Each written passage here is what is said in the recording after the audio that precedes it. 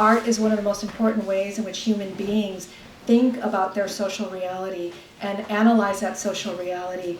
And it's in art that we often see the courage to criticize, to make important critiques about where we are coming short of the goals that we have for equity and justice. And it's also an incredibly important place for envisioning alternative, more democratic, and more just futures. So we definitely feel that research, an interdisciplinary research center, has to include the arts and be viewed that way, and not simply as decoration or as posters for the movement. When they're posters for the movement, it's always much more powerful than simply an illustration. So we're super, super happy to be supporting what the Center for Latino Policy Research did the year before when they had their big exhibition for Juana Alicia, another amazing, wonderful artist from the Bay Area. So today we have the pleasure of having Melanie Cervantes, who opened her show with us in the spring and has expanded the show, and it is now also in the first floor. As you can see, some of the artwork is here. I want to encourage you also to go up the stairs by the kitchen, and you'll see artwork up that stairway and up on the third floor in the hallways and in some of the rooms. So we're really, really happy to welcome all of you, to, of course, welcome Melanie back to the house. Melanie has also made a super well attended printmaking workshop in the past. And you know, the other things you'll be excited to know about is that Melanie was an undergraduate in ethnic studies here at UC Berkeley. Yes, pretty cool. And you know, the politics, that kind of progressive politics that is also invested, as you know, I've been saying, social justice, but also in terms of being able to support. When you look at her work, you'll see the kind of support for struggles among all our communities in the United States of color, but also other struggles and struggles throughout the third world. When I look at Melanie's work, there are people that even I don't know and that I have to go research and learn about. And so it's an amazing archive, Melanie's work, for our historical moment. So I'm very, very pleased to welcome Melanie back. Melanie is part of a collective, and her partner in that collective, Dignidad Rebelde, she founded it in 2005 with the artist Jesus Barraza, who's also here tonight. And it's a graphic arts collaboration that produces screen prints, political posters, and multimedia projects that are grounded in third world and indigenous movements that build people's power to transform the conditions of fragmentation, displacement, and loss of culture that result from histories of colonialism, patriarchy, genocide, and exploitation. Dignidad Rebelde's purpose is to illustrate stories of struggle, resistance, and triumph into artwork that can be put back into the hands of the community who inspire it. That comes from their webpage. You're going to hear Melanie right now telling us more about her work. I do want to say something, and that is that when I first started to learn about Dignidad Rebelde, I was very struck because they continue to work in the important poster tradition, and I was pretty happy to see that their work is collected throughout the world, and it has been exhibited at our own Yerba Buena Center for the Arts, at the San Francisco Museum of Modern Art, at the National Museum of Mexican Art in Chicago, even at the Museum of Modern Art in New York. It's in the permanent collections of the Center for the Study of Political Graphics, the Latin American collection of the Green Library at Stanford, and the Library of Congress, as well as various private collections. We're also going to begin the permanent collection of the Latinx Research Center with some of Melanie's prints. Enough of the introduction to welcome all of you, and especially Melanie. Let's welcome Melanie.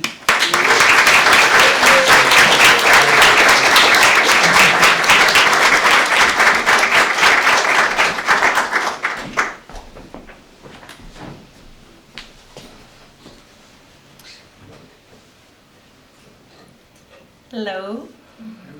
Sorry, I'm getting tech ready. Hi, everyone. Thank you all for making it out on a rainy night. I know that sometimes I'm a native Californian, and sometimes we complain a lot about small incidences such as water falling from the sky. I think in light of just the rest of the country and kind of the catastrophe that climate change is bringing, a little bit of rain, we can survive it, right? So I wanted to start off by recognizing that we're on Ohlone territory.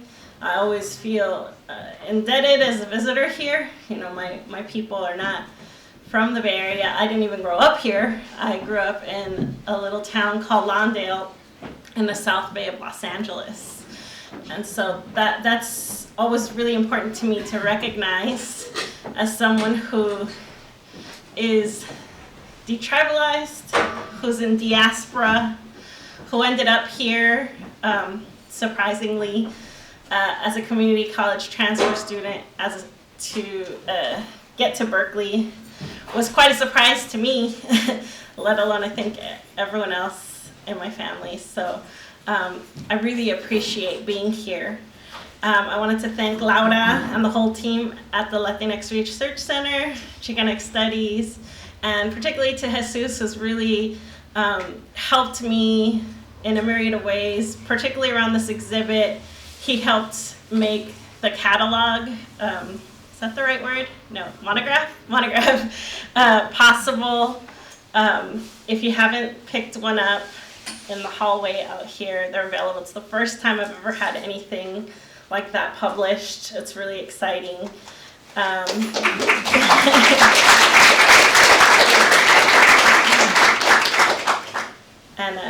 And I'm happy to be able to have that here for you all. And also appreciate Moy, who's a former student that wrote the piece that reflects on the body of the work that's included in the exhibit. It was very moving to read their analysis of the pieces. It's been a tough couple years for me, so to have that as the culmination of this exhibit and of this body of work is really wonderful. So I wanted to just share a little bit about, I guess, a strand of a journey. You know, the stories I guess I'll share tonight it's not going to be an exhaustive review of everything I've ever done, but just some things I've been thinking about how I got here, standing in front of you, and how we're here together in this kind of special moment. And as long as I can remember, I've always liked drawing pictures. I've always liked lots of color. This is one of my earliest documented works. I think this was before I even entered school, and I was like sending a drawing to my abuelo in Guanajuato. My mom is the first person to ever leave. You know, she was the first one to migrate away. There's at least 12 generations that I can document that were born, raised, lived, loved, and died in a 2-kilometer circumference in Guanajuato near Dolores Hidalgo. So I'm the first one to be away from that homeland. So I was writing to my abuelo and clearly having some spelling issues because I think I was a monolingual Spanish speaker when I went into the educational system, and quickly was pulled out of the monolingual Spanish class and thrust into an English only class, like a class that was taught strictly in English without permission from my parents. The school did that. It was pretty traumatic. I used to cry every day. I mean, I remember, now I can understand what was happening, but at the time I was just crying every day, and I would tell people, you just don't understand what's happening. And I think it was, the trauma of moving out of a classroom that felt familiar. It felt like home. I could communicate easily with my fellow students. So this is during that time, my photo. And so when people ask, how did you become an artist? It's difficult to kind of pinpoint a moment because I've always been creative. I've always liked making. Everyone in my family's very much engaged in making. But I would say really when I started taking seriously the political act of creating work. It was when I met Celia Rodriguez, who used to teach here. She's at UC Santa Barbara now. I enrolled in it was called the Mexicana Memory, Myth, and there's a third M word, I can't remember. I was 26 years old. I was an older student when I came. I returned to community college as an older student. And I really just thought I was going to be writing papers about other people's work. Boy, was I wrong. It was nothing like that. The pedagogy in the classroom was quite different.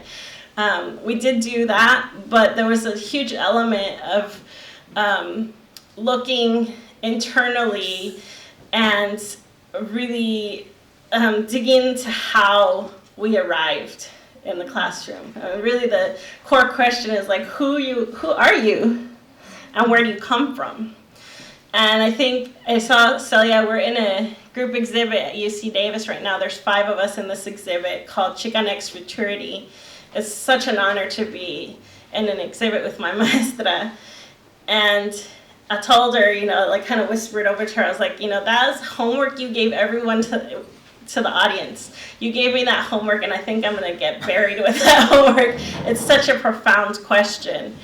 And it really informs all of the work that I do because there's so many layers, the things that we put out about how we experience fragmentation and loss because of colonialism and other oppressions, like those things are felt at the individual level. And so I think it's a lifelong task, lifelong homework that she gave me. And in that, the way that I'm thinking through those questions is in the work, the artwork.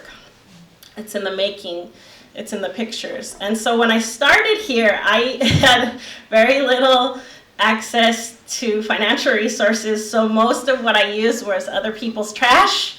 So there was a lot of students who would easily throw away perfectly good stuff at the end of the semesters, whether it was like at the end of spring semester going to summer, and I was just like, all right, time to like dumpster dive. And so I'd find paint and wood, like broken furniture that I could use, and we repurposed that, and I would learn new skills like how to do stencils, and then I would teach all of my friends, and they would all come up to my apartment. We'd make work, then we'd sell it and put that money into recruitment of other students of color. I mean, I don't think much has changed. Post Proposition 209, the immense divestment and challenge of not having affirmative action has put a lot on students' back. Like, not only do they have to like perform as students and do this really rigorous work, especially at an institution like UC Berkeley, but they also feel like indebted to making sure that the next generation of students, the next round of students are coming in. And so that was really how I got started, and it was very reluctantly because the identity of artist felt very separate from my community. Like everybody, like I said, was very creative. They repurposed a lot of stuff, and so it was hard for me to embrace that. But over time I did. And after I graduated from UC Berkeley, I thought, well, maybe if I go to grad school and do an art program, I can become an artist, like a real artist. Like, I think there's something to what Celia is saying, but that's not actually how things played out. Like, that was the plan, but really quickly I had dwindling dollars in my bank account, and I had to find work, and I got a job as basically an administrative assistant, like a secretary in a foundation, a family foundation. 12 years later, I'm exiting as the senior program officer. I've helped advise the family on how to do $30 million worth of giving, all focused on racial justice work. I really found something accidentally that was going to help kind of fill a gap so that I could have food and rent. and I ended up having a different role in the work, but all the while I was creating artwork. I was first working part-time, but then I was going on the bus to East Oakland to do projects with whole families, from like grandbabies to grandparents. And so I was able to balance the two over time. But after 12 years, it felt challenging to sustain, and I felt trapped in an office.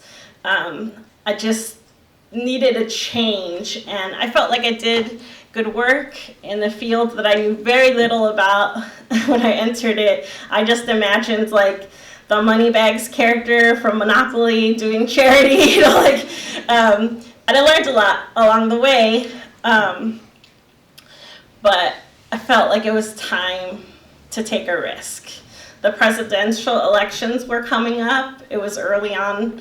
I don't even think the primaries had happened, and I was like, okay, I'm gonna just leap, because if I don't take the chance to try to be an artist full time, I'm gonna be maybe like 70 going, why didn't I take a risk? I've heard elders say, the thing that you don't want to do is live with regret, because you can't go back. You can't go back. And it'll be different when, as you evolve in your life, things change. And so you won't be able to recapture that time. And so I said, all right, the worst thing that will happen, what does falling flat on my face look like? The worst thing that happens is like I kind of like go back to a field where I have a well-established career, and I can continue to make impact from that, or I'll find some other work, or maybe I'll go back to the idea of going into a grad program. So I was excited. I was like, okay, fear's an immense and powerful thing, but I decided to push it aside and say, let's do it. And so I jumped in, and a year later, I started to have chest pain, heart palpitations, and dizziness. And I had been doing, some projects with movement-based organizations. I was going to universities to talk about the work we were doing.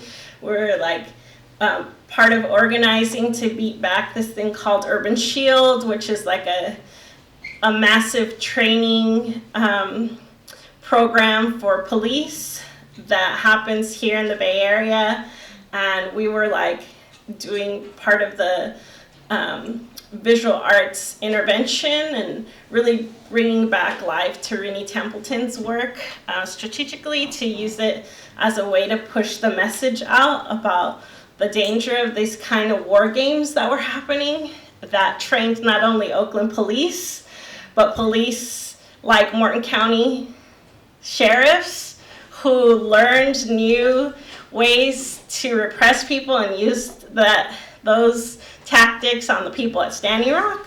People from Israeli Defense Forces do training to U.S. police forces here. It's a local thing. It happens here in our backyard, but it has global consequences. So, I was doing work that felt really meaningful, but then I started not feeling well.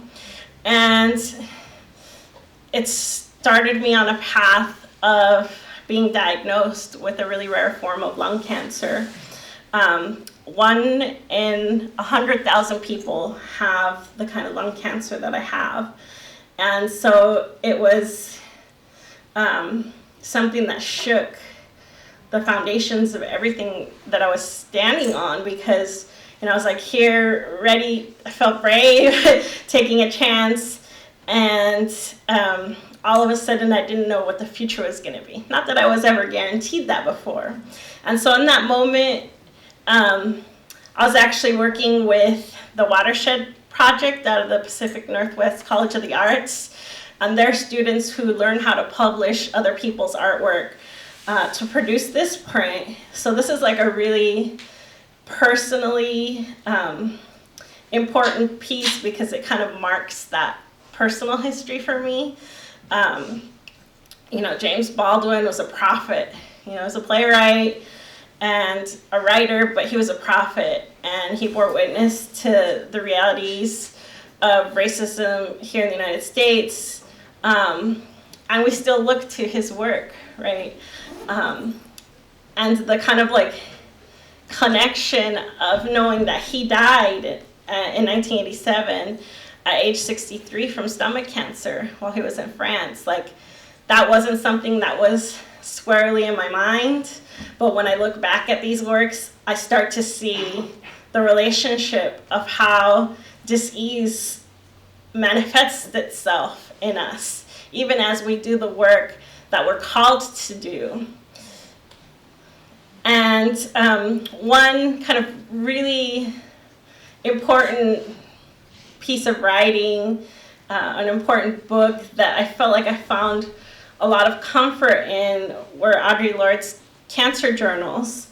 I mean, I had read them before. There's a lot of kind of her most popular sound bites, I would put them as, often quoted bits of her writing come from the cancer journals. But reading them anew with this new reality in my life just brought a new kind of like elucidation to everything that was happening. In 1978, she was diagnosed with breast cancer, and she wrote these journals during that time. And then 6 years later, she was diagnosed with liver cancer, which she died from.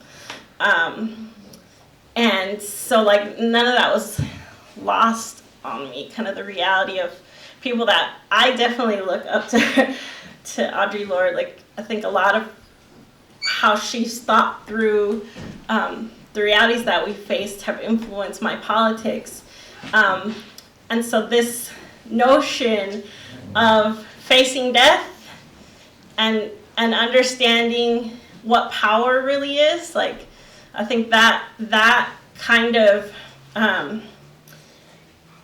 reality shift for me is like anything that I do from here on out feels like there's less fear that will capture me.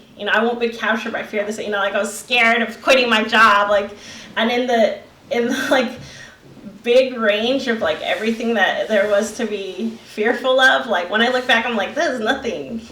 That was nothing. When I was told really erroneously that I had a mass, which usually indicates size of a tumor, I thought I was gonna die. So someone who wasn't a doctor, but that did call me from the medical company or from the insurance, from Kaiser. I was like, just say it. It was from Kaiser, so there was like a week where I was waiting to find out, I thought, what kind of cancer was killing me and how long it was gonna take to kill me. So I went to the kind of scariest place possible, and it was an error of language. It was the wrong person making the call. What I have is actually, there's a very good chance that the surgery that I had could be it for me. I have a really, really slow rate of growth. Without getting into the big details, like, they can measure on a 1 to 100 scale how fast this certain protein grows, and I have less than 1% growth rate. So I could be like really old and maybe have a recurrence, but I might die anyways because I'm 95 or however old I was gonna live to. So things are looking up that way. And so I have a new found perspective on life, on the urgency of changing things, and on my role, on the role that I can play in that. So while I was recovering because I had surgery, it was very difficult to do any of what I normally do. Screen printing is a very physically laborious process. So I started doing small works with little stamps that I would carve out. I could do this, and I could do like 5 little stamps and then rest. So I found that in that process of making work, like, there's actually something really important that happens for me. It's the thinking, but it's also the feeling. Like, there's a lot of healing that happens in putting the works together.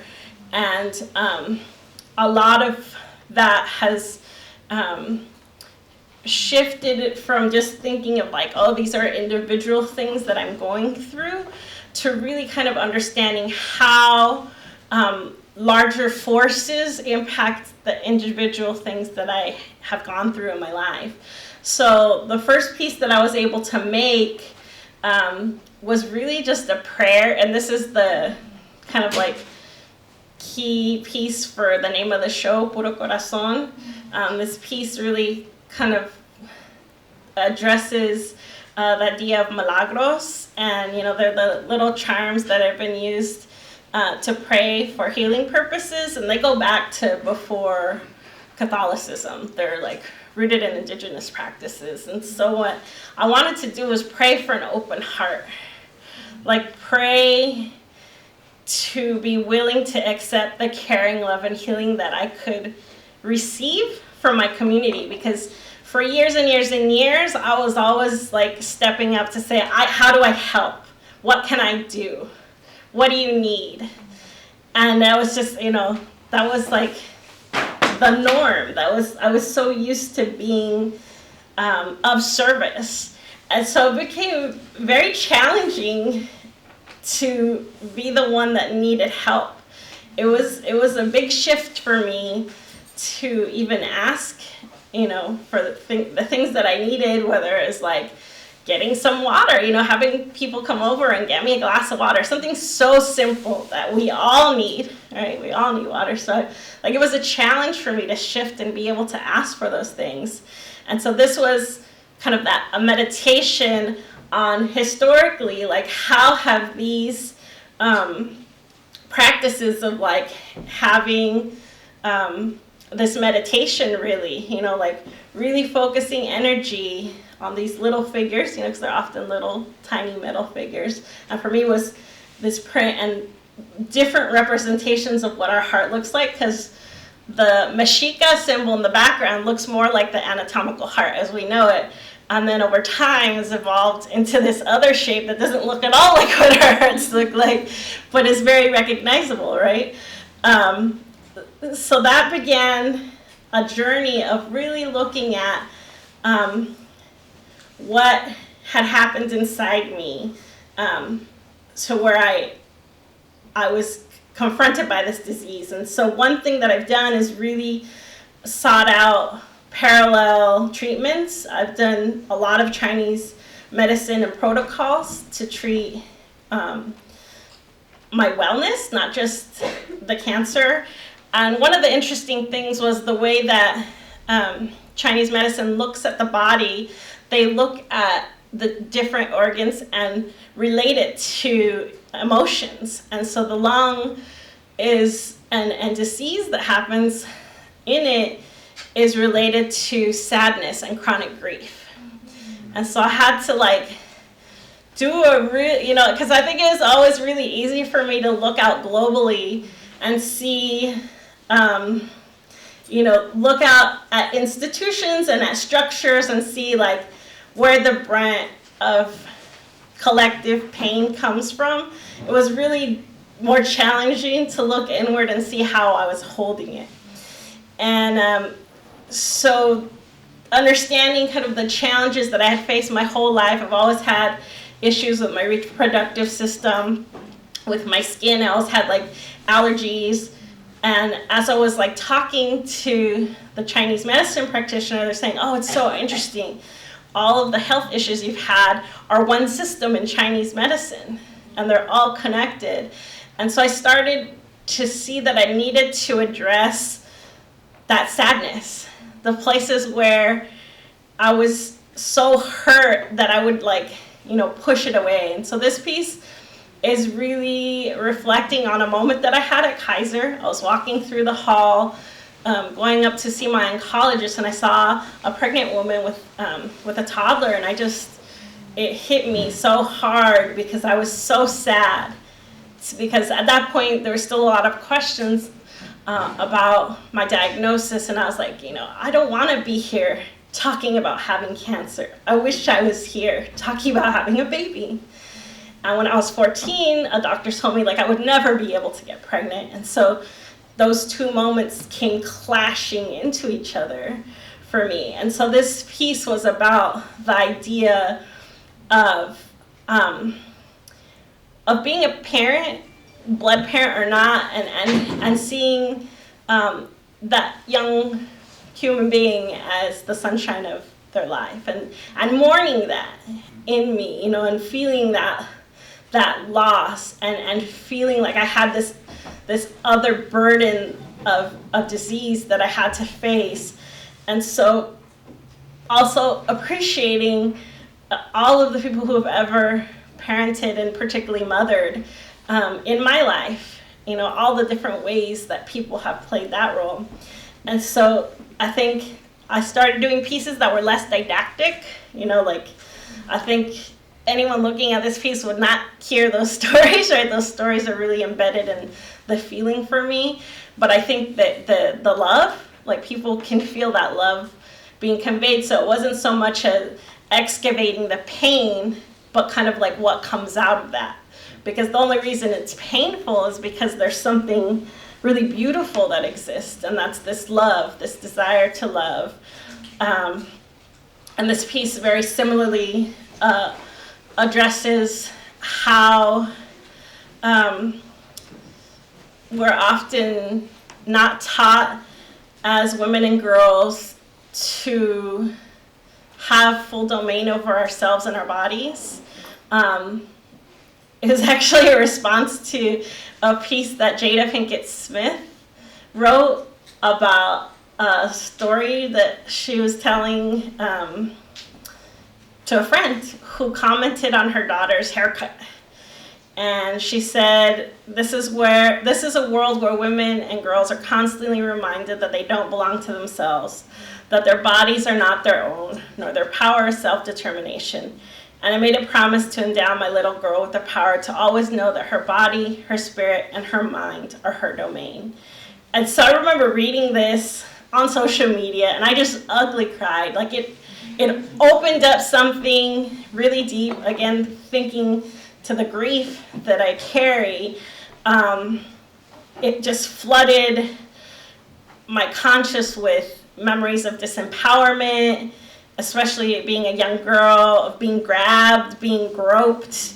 When I was in high school, I remember another student put a knife to my neck and grabbed me in front of a home ec class, in front of the teacher, and nothing happened.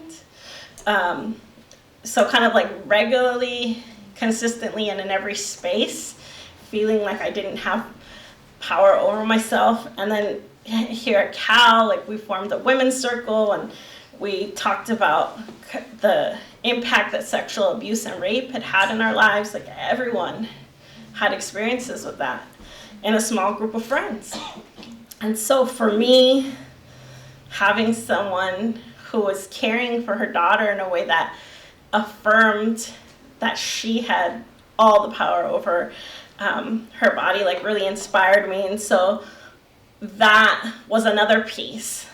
I think that was another piece of addressing that grief, and also acknowledging that like it's not an uncommon experience, and it's not an uncommon story to feel that way. And so this next two pieces are actually up on the wall. So I've seen a lot of conversation about high profile, usually celebrity suicides. And there's a lot of kind of like arguing that happens. Like I think people feel invisibilized because the same kind of like attention and coverage is not given to people that don't have celebrity status. Some of us share in mourning their losses because their art or their humor moved us and made us laugh and made us feel like we could empathize with them. But other, feeling of kind of a lack of attention being given to what's things happening in our own communities. New research from the National Institute for Mental Health has found that Black children have a higher rate from the age of 5 to 12 than white children, 2 times as much. Suicide happening for Native youth. It's a crisis level when it comes to suicides. Death rates, successful suicide, if you can call it that, happening at 5 to 7 times the national average. And then every other day in Hawaii, someone commits suicide. Every other day.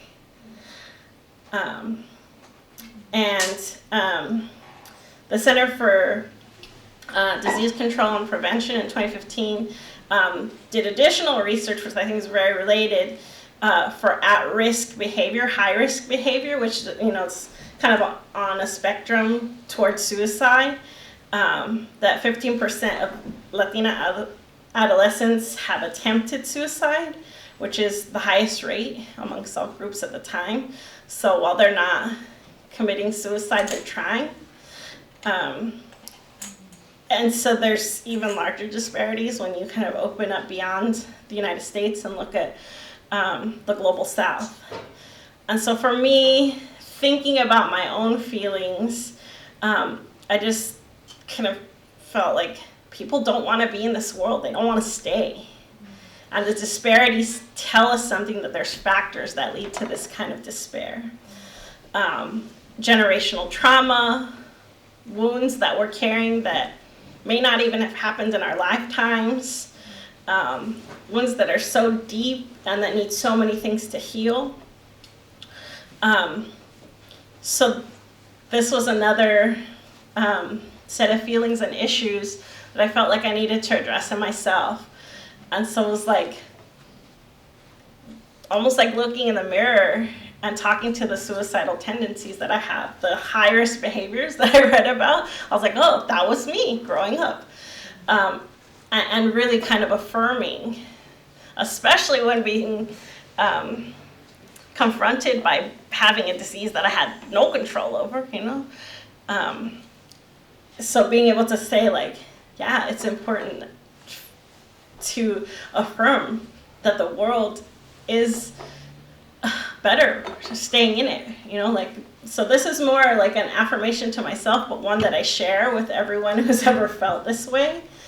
And the interesting thing is, these series of pieces, I've seen people kind of gloss over or skip past these pieces. They're more personal, and I think they get perceived as non-political, perhaps self-indulgent.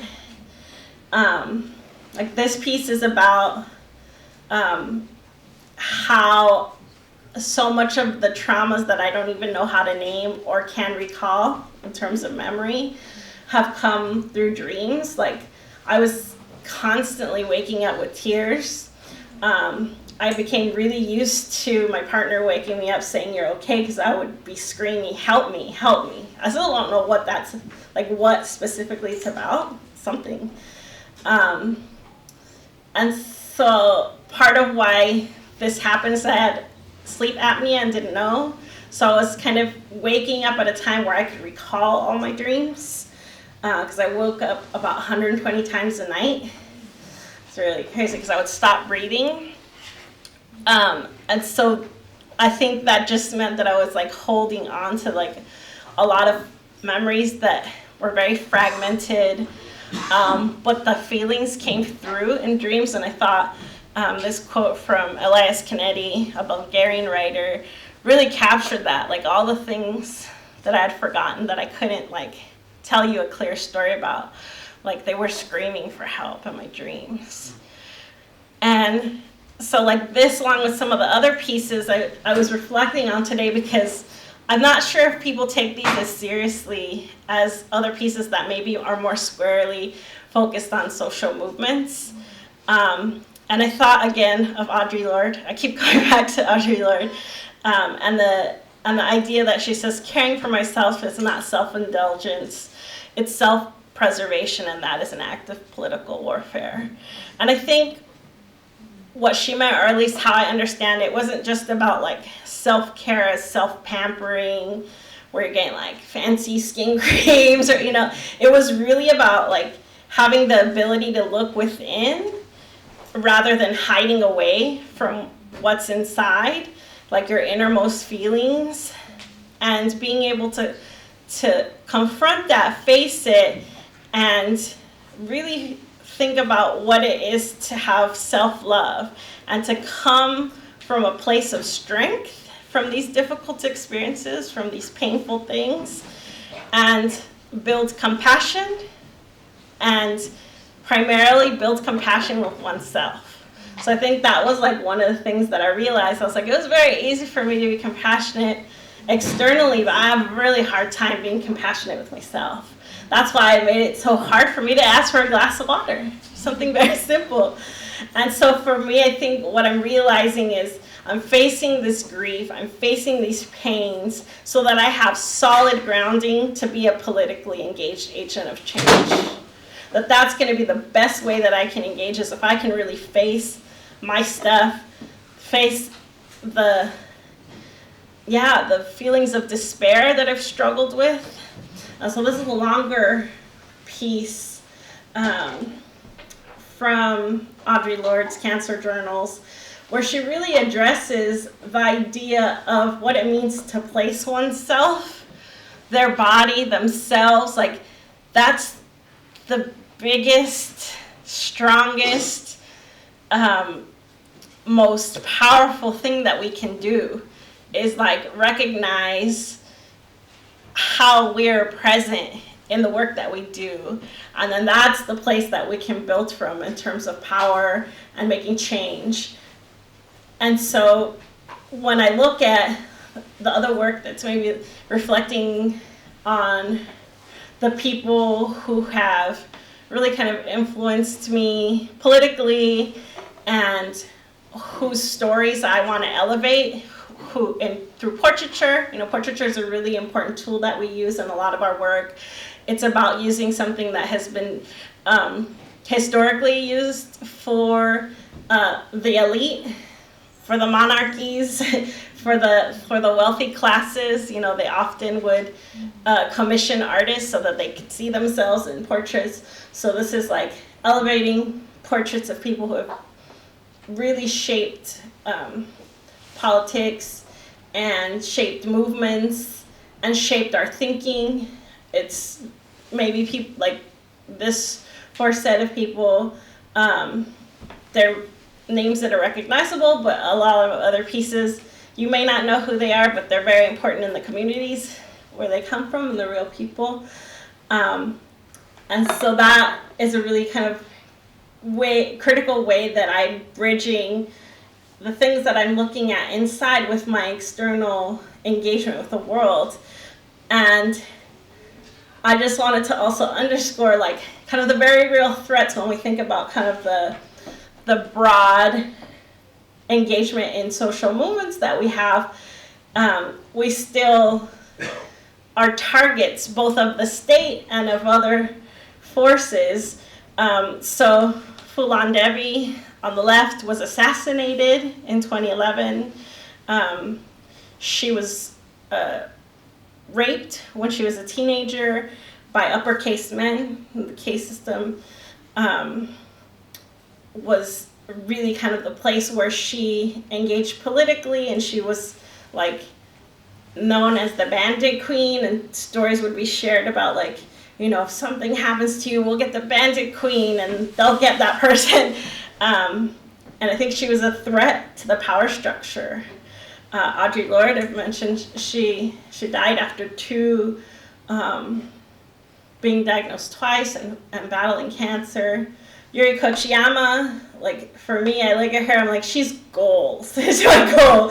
A tireless, phenomenal revolutionary. I mean, she was very engaged around abolitionist struggles. She was like really consistent, writing to folks that were locked up. She was already in a wheelchair, and we would be out at actions around solitary confinement, and she was always there, and she was there always before me.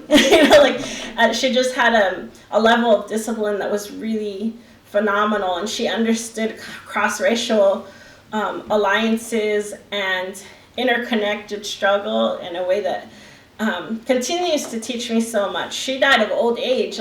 She's kind of one of the rare stories when I look at the portfolio of all our work. Is very seldom where you find, if you actually look at that, how did this person pass, that happens.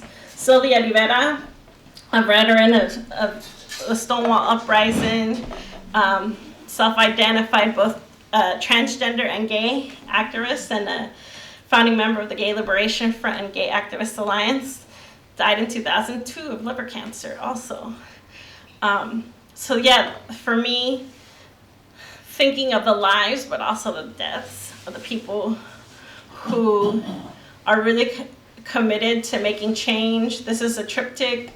Berta Cáceres and Marielle Franco, both assassinated because of their political engagement. They were threats to the power structure. Berta was an environmental activist, and she vowed to protect native lands in Honduras. The kind of recent part of the ongoing investigation and trial is that they're going to charge a CEO that was connected to a conspiracy. There's many people involved in her assassination. So the guy was the executive president of the company that was building a dam, and that dam was the focus of Berta's work. It was the thing she was rallying against, and she was 43 when she was killed. In Brazil, Franco, she was, I think, the epitome of an intersectional activist. She was super engaged in the LGBTQ and human rights work. She grew up in one of Rio's largest favelas, and I think she really rose to be known for her work really addressing economic inequality and police brutality. She was, I think, doing work around Black liberation and Black genocide. And days before she was killed, she had filed a formal complaint against police officers who were involved in shooting 2 young men and dumping their bodies into an open sewer. Much like Cáceres, there's a very direct link to the work they were doing and then their subsequent assassination. And she was coming home in a taxi from a meeting that was called, in English, Young Black Women Changing Structures. So it was kind of a drive-by, I guess. She was 39 years old. So in this piece, it's really kind of using the popular slogan of Vivex is the kind of update to include gender nonconforming and non-binary folks, and thinking about the loss of life and what the consequences are of us being politically engaged this way when we are targets. And so that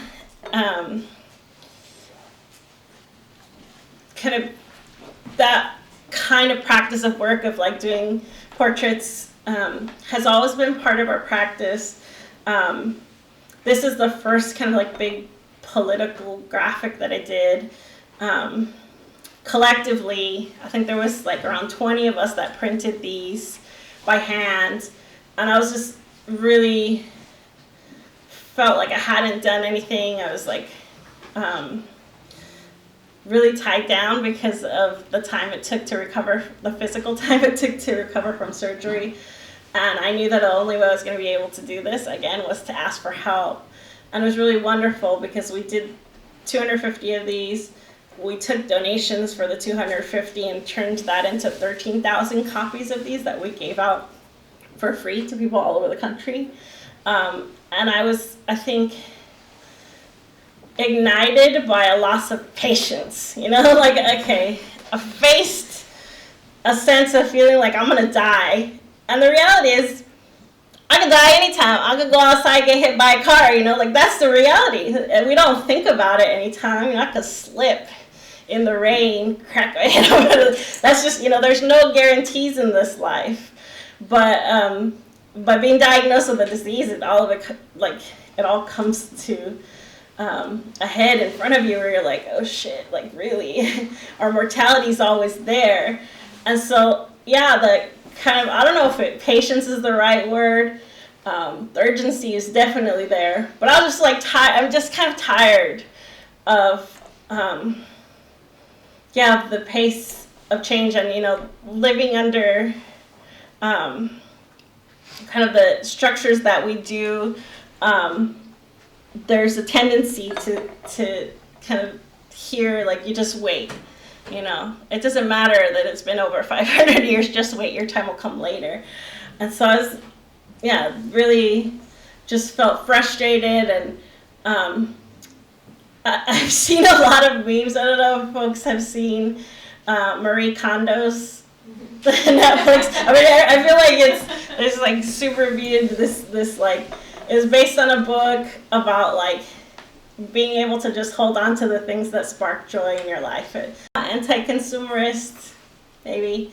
I don't know what politics underlie any of that. I think it's complicated because I think a lot of it is geared towards people that have class privilege. Anyways, the thing is, like, I thought back on this piece and I was like, yeah, these institutions do not spark joy. It's time to get rid of them. So I feel like this is the trajectory which I'd like to see my political engagement take. I want to lose any patience that I've had, you know, whether that's the right word or not, for these structures. I want to live every day and engage with a sense of urgency, because it's not, you know, like, as I face my own reality of what it means to face death, that's true for many of us and many of our communities, you know, that are facing the threat of loss of life, bodily injury, because of the systems and structures that are in place, because of the culture and acceptance of white nationalism, white supremacy. You know, I feel like some of the things that I'm witnessing, I'm just like shocked by, and other times I'm like, it's just more of the same. And I just don't have patience for it anymore. And I feel like, the time for me is right to increase the level of impatience that I have. So the last piece is the piece that's on the back. It's not really like an art piece, it's just like a nice way of putting a quote out there from John Trudell. I just wanted to offer that, you know, particularly being at an institution like Berkeley. It's rough out here, I know, I've been here. So it's just a reminder to care for that part of yourself, to know that it's all temporary in that way. There's a time beyond that, and to know, like the relationship to the institutions and structures, that the thing that we have at the core of all we do is our spirit, and we have to take great care of it, because it's managed to get us this far. It's managed to get us together in a room like this. With that, thank you.